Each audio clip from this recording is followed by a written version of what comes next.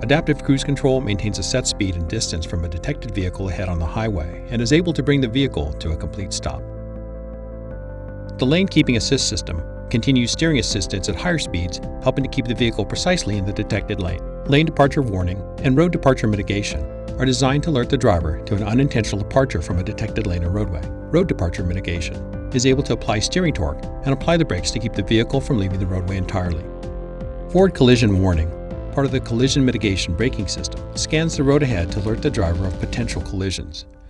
If the driver doesn't take action to avoid a collision with a detected vehicle, the Collision Mitigation Braking System is able to respond in 4 stages. The available blind spot information system continuously monitors behind and to the sides of the vehicle, helping to alert the driver if a vehicle is detected. The available surround view camera system provides a 360-degree display of your surroundings, allowing for precise parking in demanding situations. When reversing, the rear cross-traffic monitor uses radar to detect vehicles approaching from the side.